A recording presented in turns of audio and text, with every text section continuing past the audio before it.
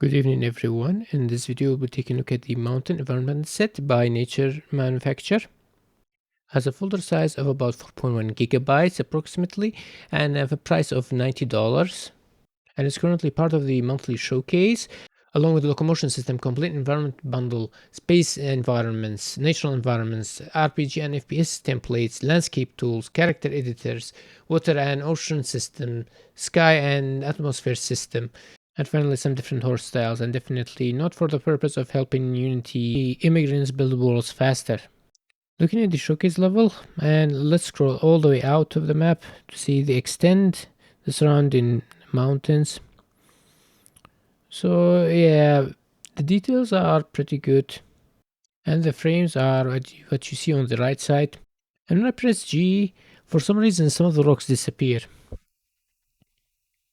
In the river, the rocks, a pretty nice scene.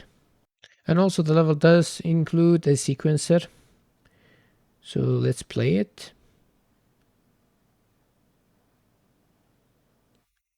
And it's done.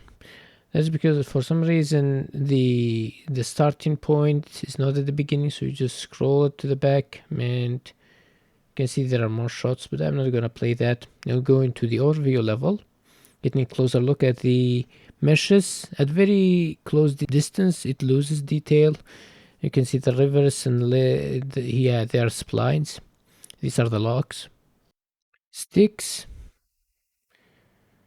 pine cones, mushrooms, and these are like flipbook animated ants. And these two fishes, they are actually skeletal meshes, by the way. Get into that later. Statues, bushes and trees of different size and shape.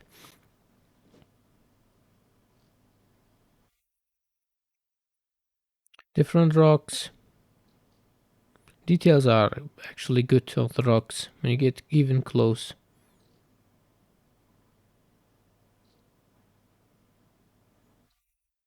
Looking at the collision and light only view mode, the collision only includes the stem and not the branches.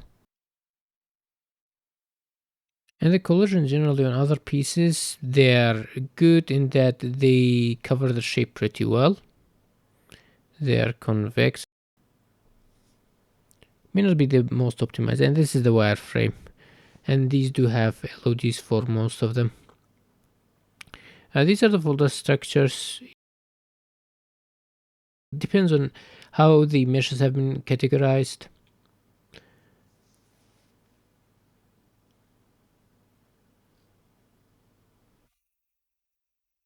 Yes, there are some blueprints because you can see that's a spline. These are the blueprints.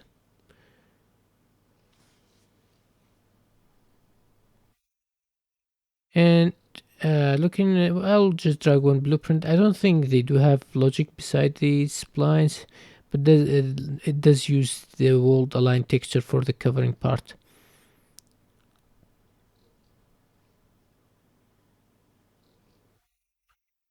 As for vertices, they're generally low poly, and nanite is not enabled by default. They are, yeah, generally less than 10,000. About 2/3 or more than 2/3 have more than one material. And there are LODs, most of them between 3 to 4. And these meshes have extra unused UV channels. And these are the skeletal meshes of the fishes. Use one material, and these are the bones. I'm not going to go into the bones. This is for the other fish. This is the animation that's included. Same for the other fish.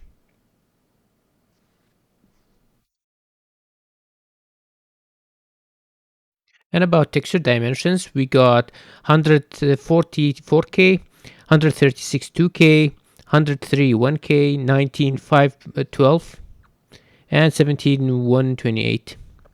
These textures do have alpha channel, of course excluding the normal maps.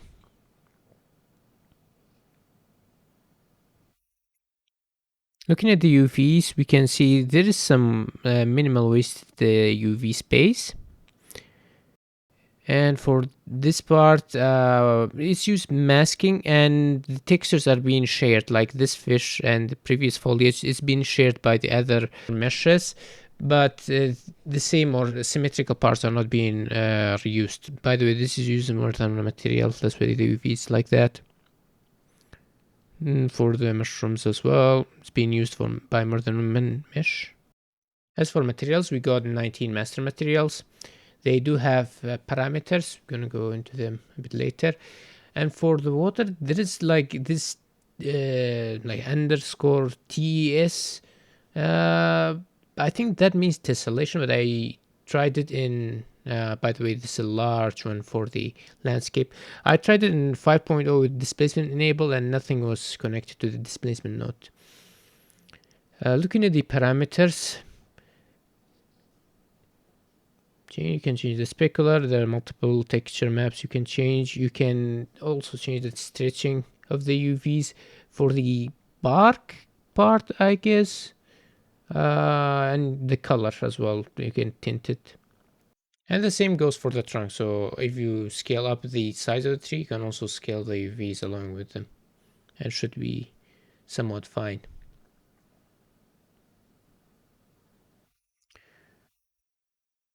And for the end,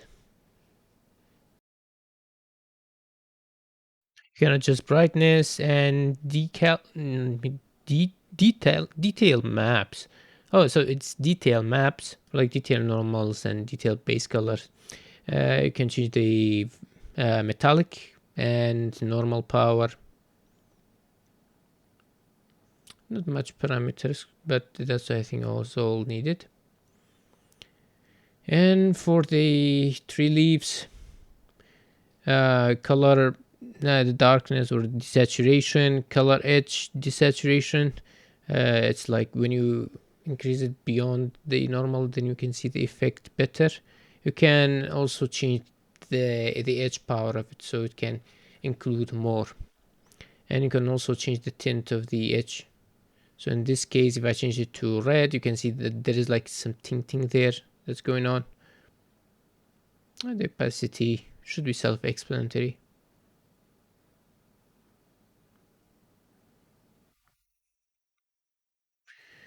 Normal power, specular, and subsurface scattering power, because it does use subsurface scattering.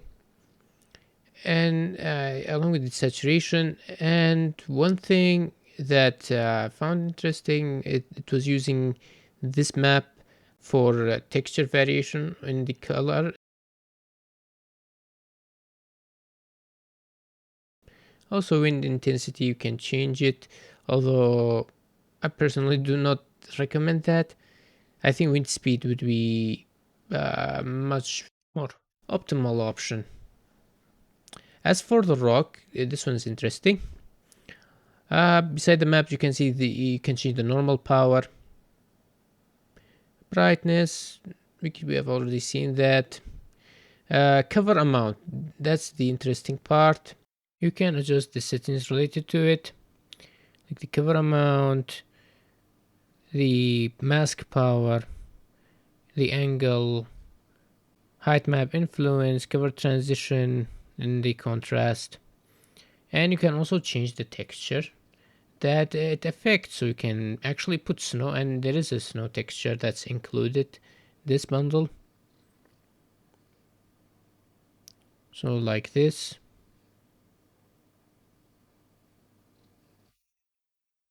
And you can see these are world aligned textures.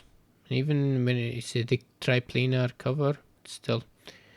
And these are like oriented to the positive Z direction. So if rotated and the part that's facing up will have the cover. As for the river or water aspect, it's just the translucent, doesn't use single water shading model. You can adjust, there are lots of settings for the water, depending on the wave, the tiling of the wave, and what's supposed to be foam as well. That part is also can be changed along with the speed, normal, strength.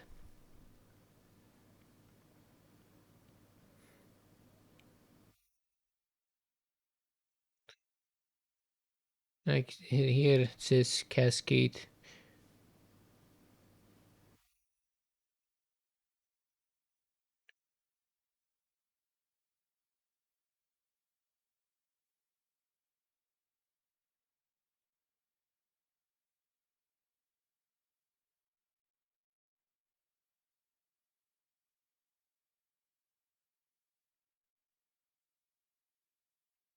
So yeah, there are lots of parameters for the water. You can also change the refraction, and that makes it more kind of translucent in some aspect.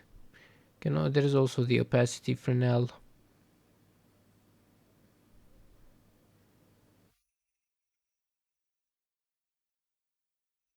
So very nice customization, and most of the materials do use vertex color. So for example, for the water, you can make it so that when you paint it, that part completely becomes translucent.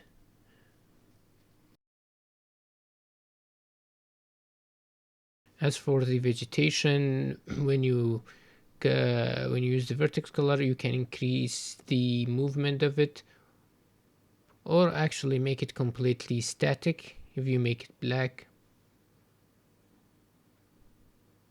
So it all depends on you. As for the rock and the covering part, it only kind of affects the places that the height map affects, basically. Then again, it works in conjunction with the material setup, so whatever parameters you input could affect the way the vertex color works. As for the roads, it's kind of a similar story. You can make it so that the vegetation affects more of the stones and covers more of the parts, or it can have the opposite effect. You can make it have the opposite effect by having less vegetation affecting the rock and being more rocky. So overall about this pack, it's good. The modeling is okay. It's a low poly pack. It has LODs. The collisions are generally good. Not the most performant and doesn't extend to tree branches. The materials have very good parameter customization. And textures are being shared by more than a mesh. This can be a drawback in some cases. There are some wasted UV space. UV doesn't seem to be reused on symmetrical same parts.